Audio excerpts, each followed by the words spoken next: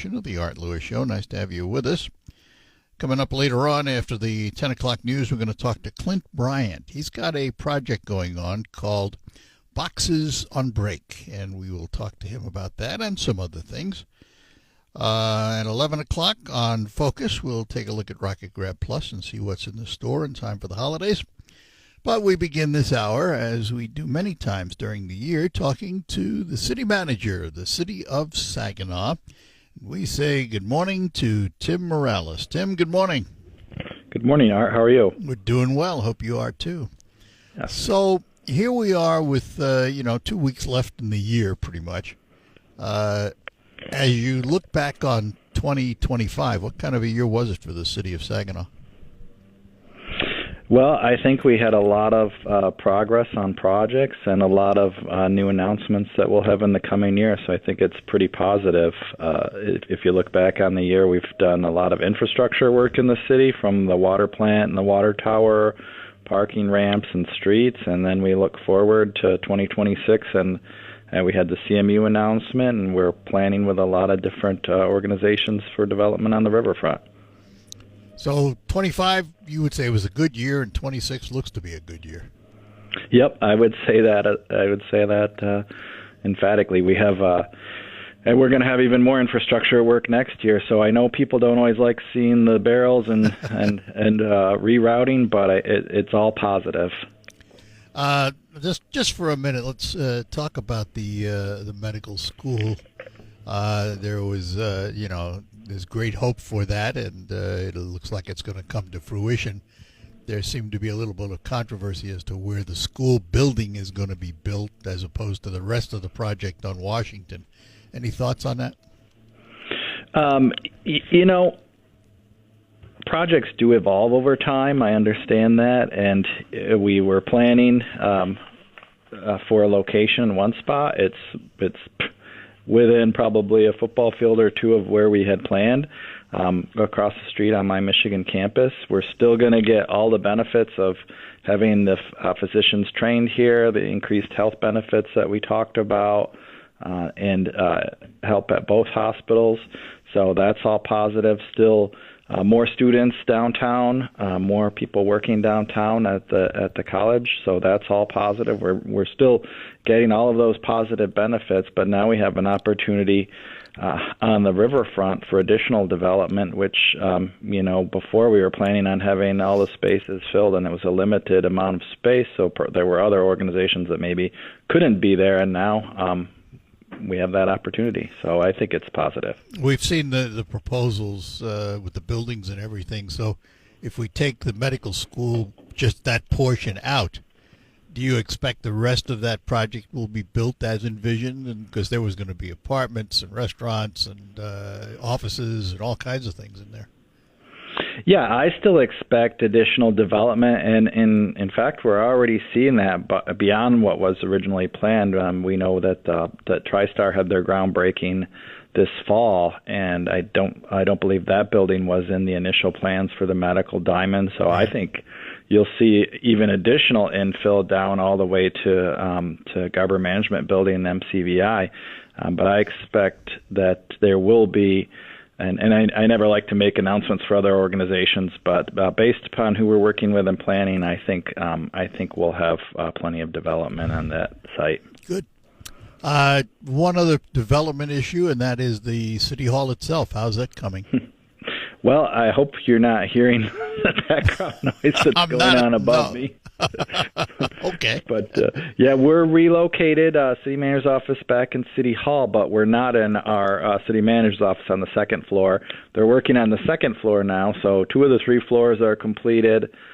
Still have temporary locations for some offices, but we expect the second floor done. The last schedule we had was for April. So in the spring, we're hoping to have everything back to normal and people back where they are supposed to be, and have the City Hall back operating normally. But it looks great. They're doing a great job, and our staff is working very hard to make sure they continue to provide the services that people expect at City Hall, while also getting this project done. Are they redoing the council chambers too?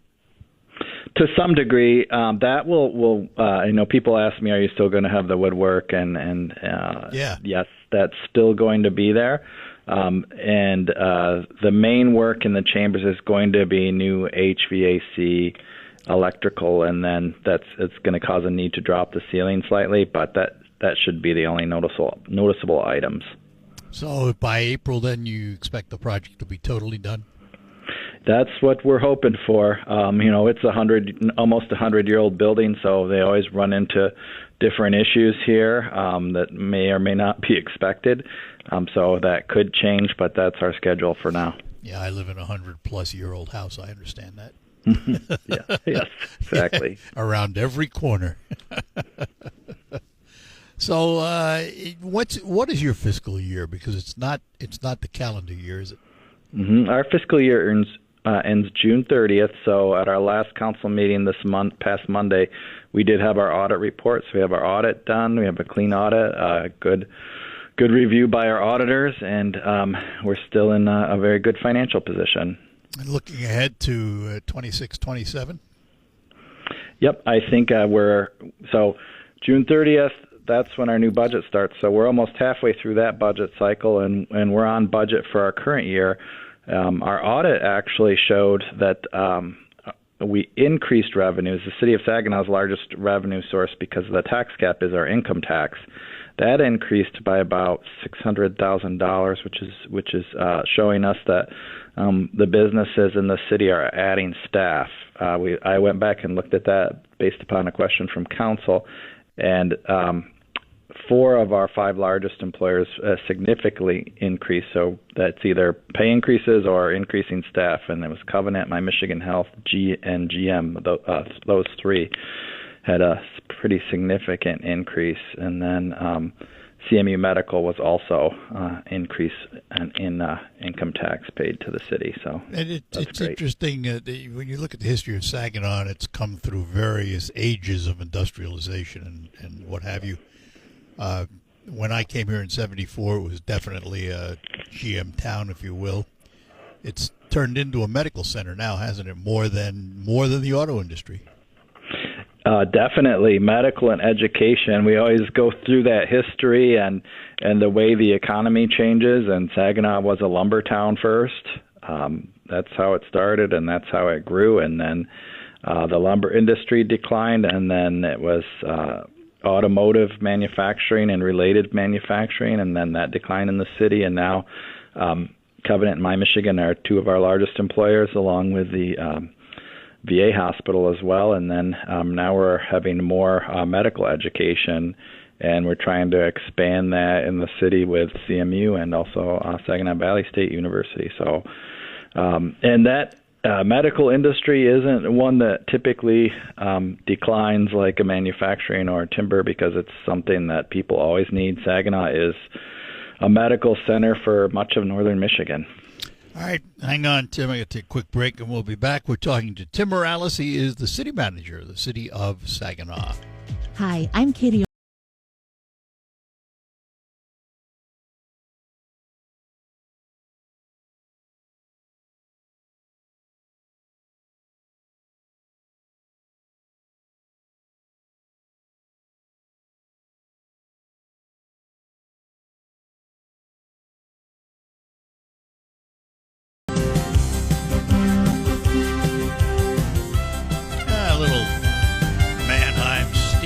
Music for you on this Wednesday morning. Don't forget tonight, our final lights before Christmas at Covenant on Houghton to cheer up the youngsters that are in the wing of the hospital where they have the youngsters.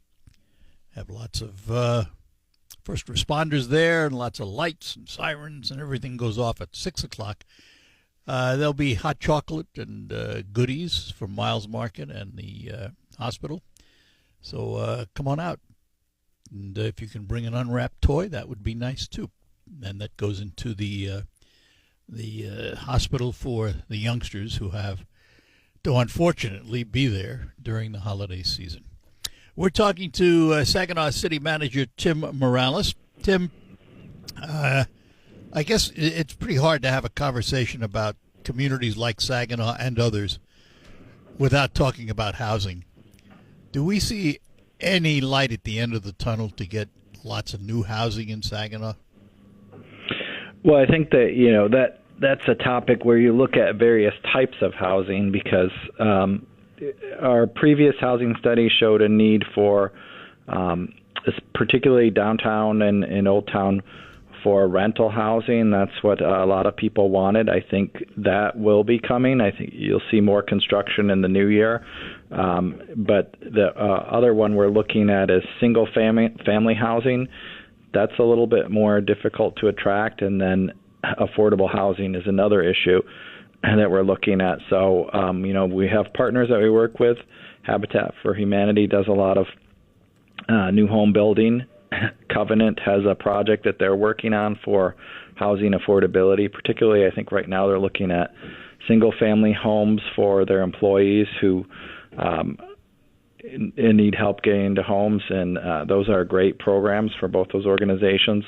And we do have a housing study today, or actually it's not a housing study, but it's related to how we use our HUD dollars that we typically use for CDBG. That's going to be today at 6 at the Anderson Center. So if people are interested in learning more about the HUD dollars the city receives, that's open to the public. But we're also looking at a regional study for housing and what the housing needs are in the city and also throughout our region. How significant? I mean, is it a crisis or is it just something that needs to be addressed? I think it's a crisis for some people, definitely. There's a definite issue with finding quality, affordable housing for people in Saginaw. And that does exist out there. But some of the rental housing has issues, and it's very difficult for people to find stable, affordable housing at times.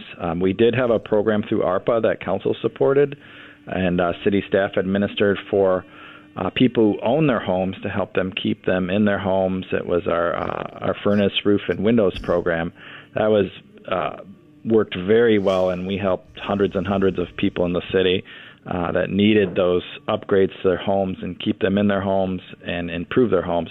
But there's still a need for more of that, and also for quality rental housing that's affordable. Do you have money to continue that program? Well, we went through most of the eligible applicants. We had, I think, in our window program, we had some more people on the list that we didn't have funding for. We just added some additional funding for that, and I don't know if staff's reached out to those people yet, but hopefully we can get through the rest of the list that we had from those initial applications back when we started the program. We don't have funding to continue that into the future citywide, but part of that CDBG allocation that we usually have does go to home upgrades, but it's within specific census tracts. How are we doing with population? And the reason I ask, obviously, we fell below the 50,000 mark, which could have impacted our federal grants, but apparently hasn't so far. Do we see a turnaround in that at all? Well, we're hopeful, and that's one of the focuses of trying to attract these things like CMU Medical and additional SVSU facilities, and we're hoping that increases population downtown and also within the neighborhoods, because when you have more students, some of these rentals become more of a focus too, so that can help improve the rental stock. But that's kind of the goal of bringing new things downtown and bringing people downtown. And that's when you look generationally, we have a lot of younger people like to live in an urban atmosphere.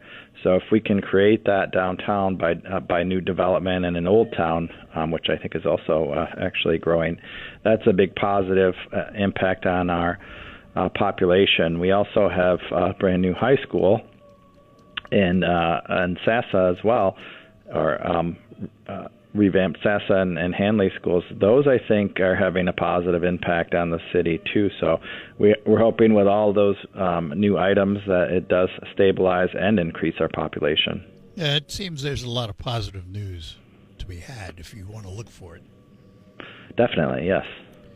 So let's talk for a minute about some new businesses. For example, one of the things that's always been discussed is getting some restaurants downtown, and now you have a new one, Gordy's, in the Bancroft building.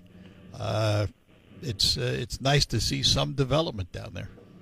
Yeah, it certainly is. It's great to see that place, and it's been very busy, particularly when you're down there when there's a Saginaw Spirit game or an event at the Temple or another event at the Dow. It's always busy, so it's really nice to see that, and good to see people downtown, and you walk by the window and see a full restaurant. That's awesome, and I think you'll see more of that in the coming year. We know we have a group that's working on the Savoy as well, so that would be great to have that reopened downtown, and then you'll see even more as we get the development in that two-block area on the riverfront. Any of the older buildings down there being considered for redevelopment? I mean, we know the biggie, the old Second National Bank building, is owned, but nothing happening right now. How about any of the other buildings? Yeah, the Behringer building, the city owns that building, but we do have a development agreement on that right now. So they're in their due diligence phase. It's a company that has a great track record for developing older buildings, historical buildings like that. So we're very hopeful, and they've been successful around the country. They're a Michigan company, so that looks great. We're hoping that progresses as planned. And then our staff here have been working with the Land Bank and the state of Michigan on marketing the opposite kitty corner from the Huntington Bank building. That's our one vacant building on that corner. The Mason building. Exactly, yes. And that's with our call letters on it. Exactly, yeah. Under the old facade, or the medium facade, I guess, on the old facade, it has your call numbers. But that's they have a great document prepared, and there's actually been some interest from developers that on that building too. So we're hopeful about that, and we'll continue to work with the state and Saginaw County Land Bank on marketing that building as well. Yeah, it'd be nice to see everything vibrant downtown. Wouldn't that be wonderful? Yep, it sure would. That Four Corners being occupied would be a very positive for downtown. Yeah. Well, Tim, listen, let me just take a moment to wish you and yours and all the employees of the city of Saginaw a very Merry Christmas and Blessed New Year. Well, thank you, Art, and Merry Christmas to you, too. All right, we'll talk to you in the new year. All right, thank you. Take care. Bye-bye now. Bye. Tim Morales, he is the city manager of the city of Saginaw. We thank him for spending time with us this morning. We'll have open phones for the remainder of the hour, 989-752-6111. And I'm sure we've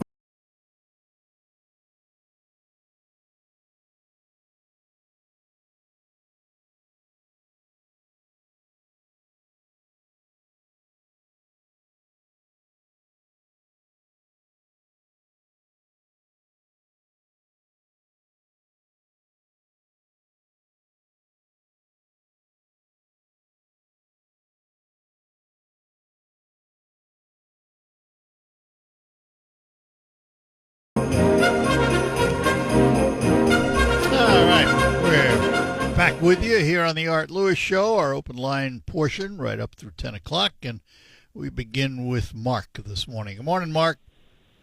Good morning, Art. How are you, sir? Good.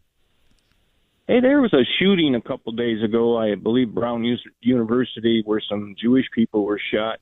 My question is... whoa, don't confuse the two. The Jewish shooting was down in Australia. Oh, that's right. In Brown University, there was a gunman on campus that entered a building and potentially screamed something, but nobody could make it out. My burning question is, for the last 3 days, is why haven't they looked at key fobs or anything that buzzed that person into the building? Seems like that individual would show up on some sort of security log, date, time stamped on who that individual entered that building. Yeah, well, I haven't heard any. First of all, I don't know if they have a key fob program that you have to buzz into the buildings. That's the first thing. There's been a lot of questions about their security because supposedly they got cameras everywhere, but all we've ever seen are the back side of the individual, or when there's been a frontal shot, he's got a mask on.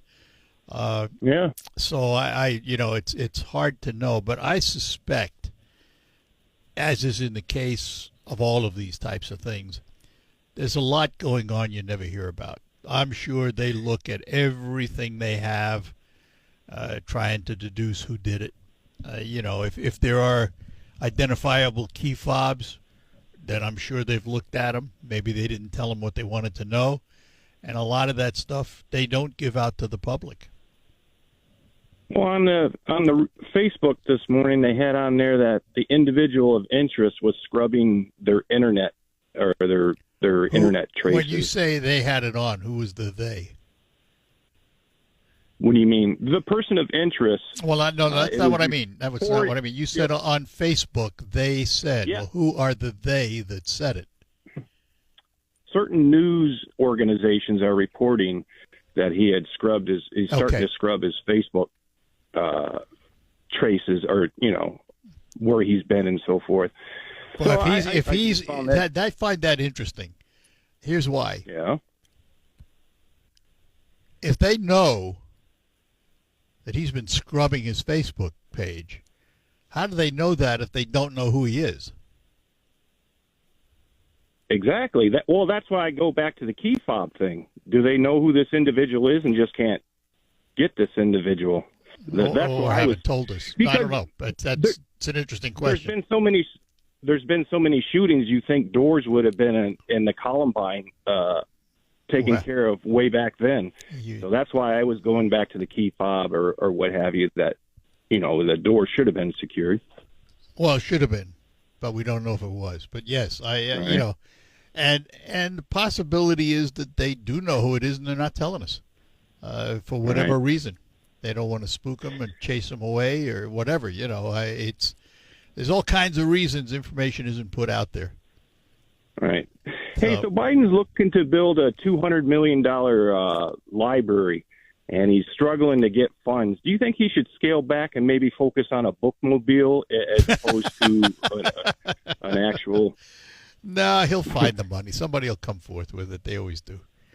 I don't. If he wants a presidential library, I mean, that's fine. Every president's had one. I don't begrudge him that. But have you looked at the one that Obama's building? That looks pretty weird on the outside, like a cinder block. Yeah, it is strange. But listen, they all have their own choices. I remember when the Clinton Library was built, and people were saying, "Oh, extravagant" and all that stuff, but yet it's a great institution, and a lot of people go there. So more power to them. And then I would like that history preserved. I don't care what party they're from. It's not a party issue. It's a historical issue for this country. They were president, whether we like them or not, and I think that history should be preserved. Fair enough. Yeah. So. All righty, sir. All right. Have a good one. Take care. Take care. Bye-bye. 989-752-6111. I have always felt that way. Let's start with this. I don't judge things through political glasses. I don't have glasses that only see the Republican way or only see the Democrat way. I judge issues on whether I think they're good for the country, and I judge the people that can enact those issues on whether I think they will. So consequently, when I look at a president and a presidential library, I don't say, well, that's a Democrat, they shouldn't have one. That's nonsense. They are part of history of this country. Have now and always will be. And as such, I think it's important to preserve their presidency in a research institution like these libraries have come. And that's what most of them are. They are research institutions where you can go and research topics of that time period. So I'm all for them. I know there's a lot of people that look at it and say, oh, he was a terrible president, he shouldn't have one. Nonsense. Part of the history of the country. It's the way I view it. 989-752-6111 to participate in the program. We've got a few minutes, so give us a call this morning, and we would love to chat with you. Let me take a moment to talk about my friends at Quick Lane Freeland and McDonald Ford, all on the same property. Quick Lane Freeland, of course, is where you go for all of your routine maintenance for your automobile.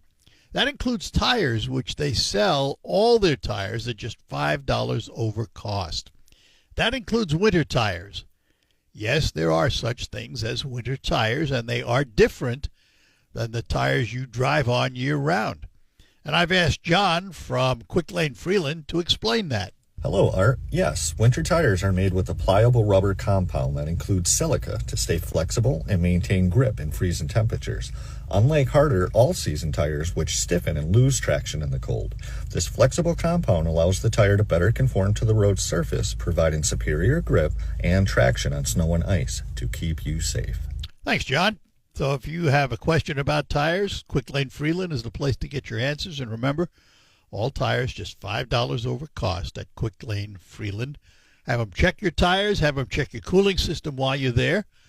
And while they're doing that, walk over to the lot and look at all the beautiful new Ford product that McDonald Ford has. And also take a look at their pre-owned lot where they have vehicles of every price range for every budget. Quick Lane Freeland and McDonald Ford, two names standing ready to help you with all your automotive needs. Looking to upgrade your existing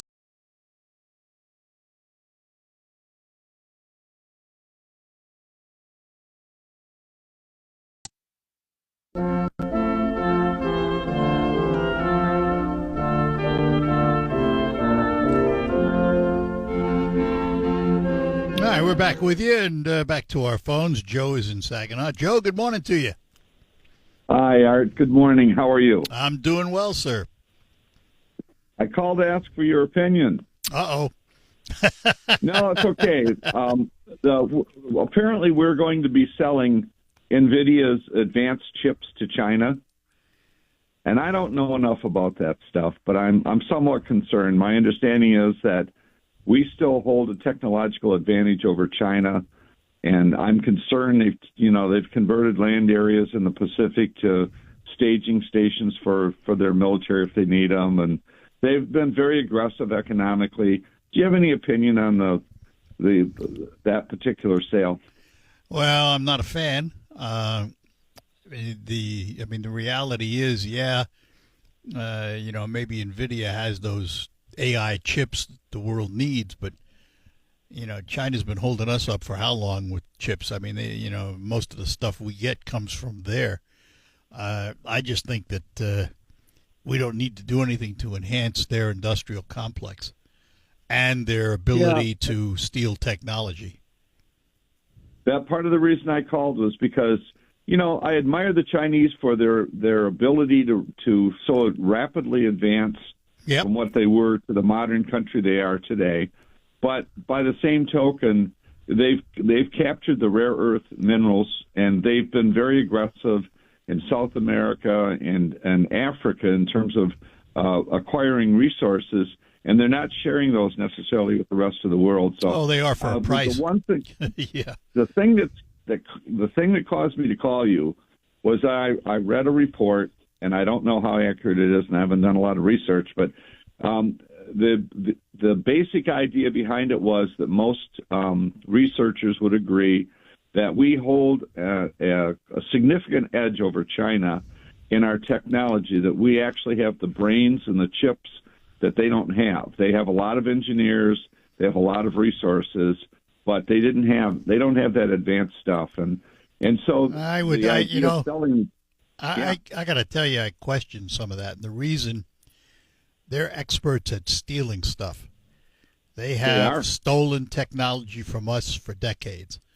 I agree. And I'm not so sure they don't have an inside track to some of that stuff. It may be their needs are right now, and NVIDIA has it. But I do not put anything past them at all. They're experts you and I at are on it. the same page. They're experts at it. They are, and they've been it's whether they buy a plant and acquire the patents and the knowledge that way, or whether they do it through hacking. Doesn't matter. They've had a plan and they followed it, and they've done very well. Well, they steal the technology from around the world, and then they sell it all